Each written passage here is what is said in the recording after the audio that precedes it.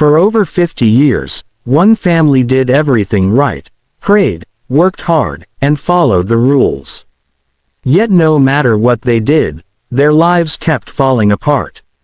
What they didn't know was this: the dead were still waiting.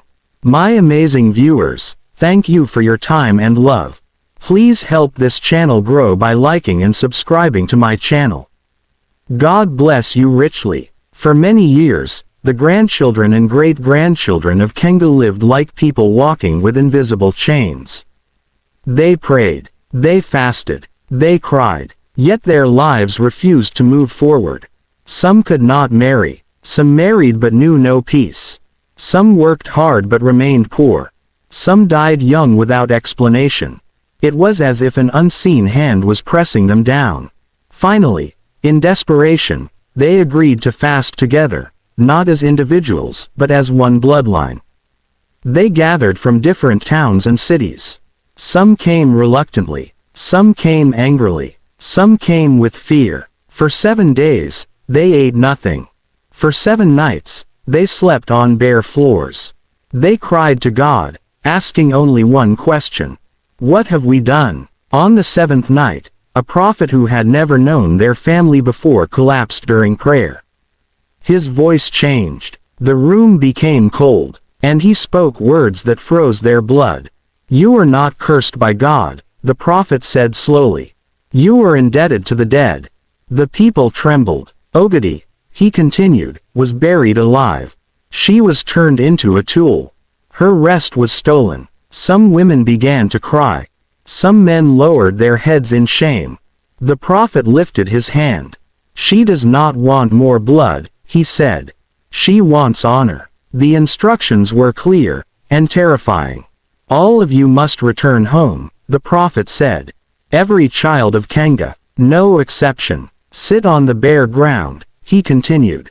Cry to God for forgiveness, not for yourselves, but for your fathers. And when night comes, you will plead with Ogidi until morning. Silence filled the room. Then came the final instruction.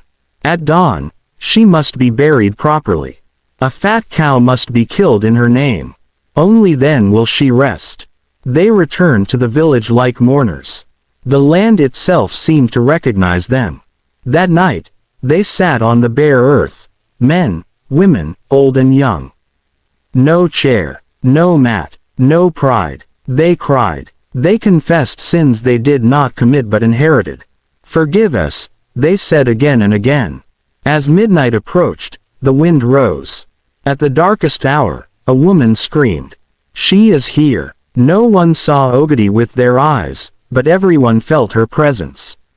The ground became cold. The air grew heavy. Children cried. Strong men shook. Someone whispered, Mother, forgive us. A voice, not loud, not angry, passed through the night. You remembered me at last. Tears flowed freely. At first light, they dug the grave.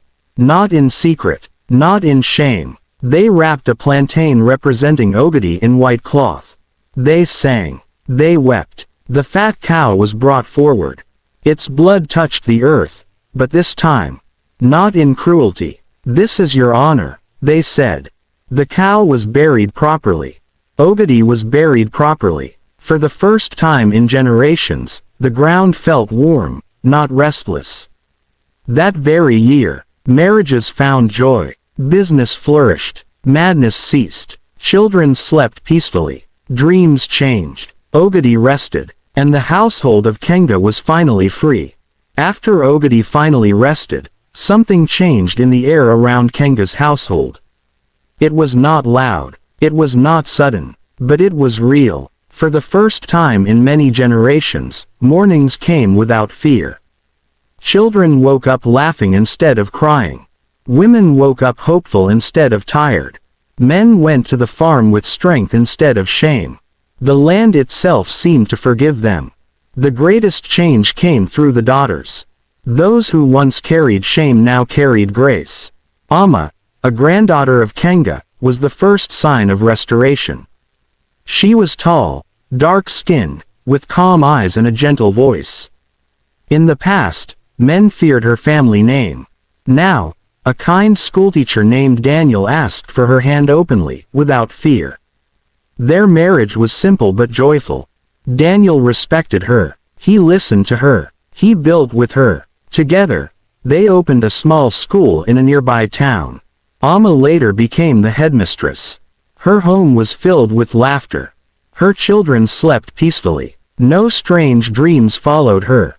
People whispered, this time with admiration. Zach had always been strong. During the cursed years, she struggled alone, selling vegetables that never brought profit. After the curse ended, her efforts suddenly bore fruit. Her small trade grew, customers multiplied, money stayed. She married Munok, a calm and hard-working man who never raised his voice. Together, they built a large grain business. They employed many youths from the village. Zach became known as a helper of widows and orphans. People said, this is what happens when blood is no longer crying under the ground. Ifunanya married a man from another region. In the past, traveling daughters always returned in tears. But Ifunanya returned in joy. Her husband, Shinadu, loved her deeply. He encouraged her education. She became a nurse. Later, a hospital administrator. She sent money home. She built houses for her parents. She never feared childbirth. Her daughters grew strong. Her sons grew kind. The great-grandchildren of Kenga grew up hearing the full truth.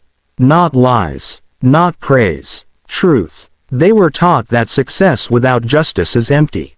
Many became doctors, teachers, farmers with large lands, business owners, community leaders. None needed blood rituals. None needed secret oaths. Prayer replaced fear. Hard work replaced sacrifice. Marriage returned to the daughters like a blessing reclaimed. Homes were peaceful. Husbands were kind. Wives were respected. No man lost his mind. No woman buried children. No whispers followed wedding nights. The place where Ogadi was buried properly became green. Trees grew faster there. Flowers bloomed, unusually bright. No one built a shrine there.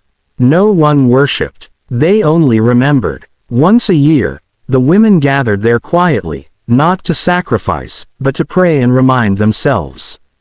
Never again. Years passed. Old people died peacefully. Children grew strong. Stories replaced nightmares. Ogadi never appeared again. Her anger ended. Her pain was acknowledged. Her dignity was restored. And because of that, the future was free.